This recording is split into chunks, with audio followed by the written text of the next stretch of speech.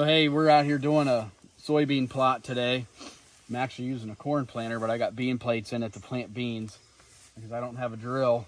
So I just want to talk to you. There's this 2.26 acres right here, and it's surrounded by pine trees, white pines that were planted probably, I'm gonna guess 30 years ago, something like that.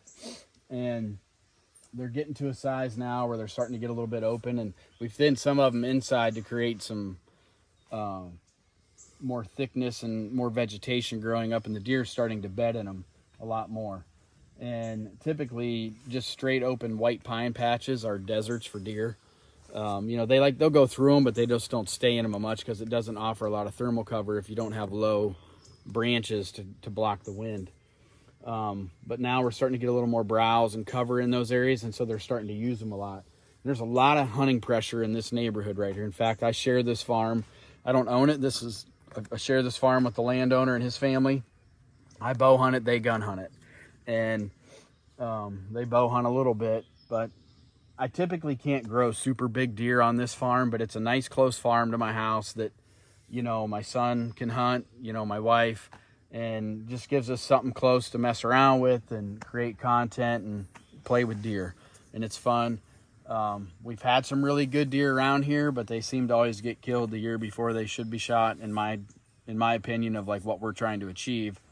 But not everybody's goals are the same as mine, so it just is what it is. They're God's deer, they're not mine. So how I'm hunting this though is like there's a pinch right here where there's a power line and a couple corners of these pine patches.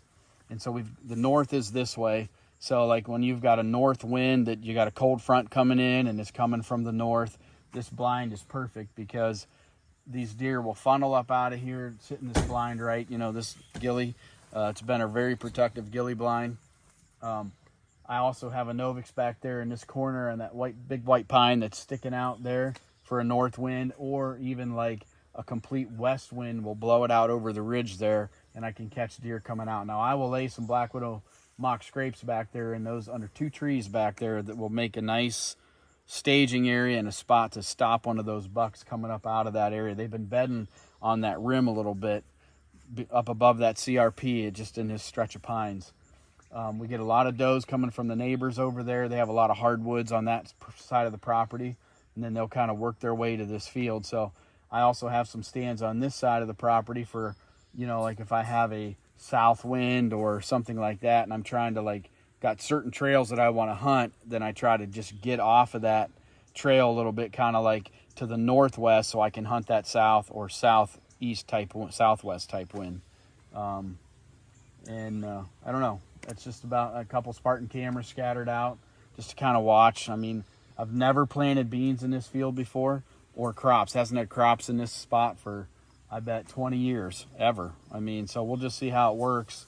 Hopefully I can keep the deer and the turkeys off of it before it grows too bad, or, you know, before they browse it too bad and it can't even get there, but we'll just have to see.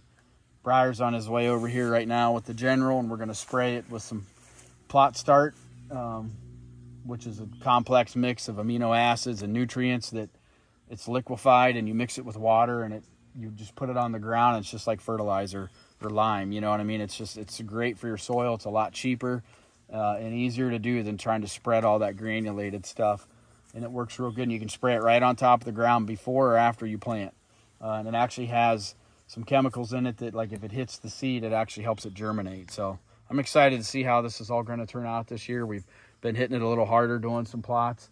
I've kind of backed off doing so much in the past here in Ohio because baiting is such a big thing here in Ohio, and sometimes it doesn't matter how much food you have. If somebody's got the right bait pile or corn pile and they're 2 acres or 3 acres right in your grill, they still can kill your deer anyways. And so it just kind of had me a little down and out, but I'm just going to give it some effort this year and, you know, just see how it pans out.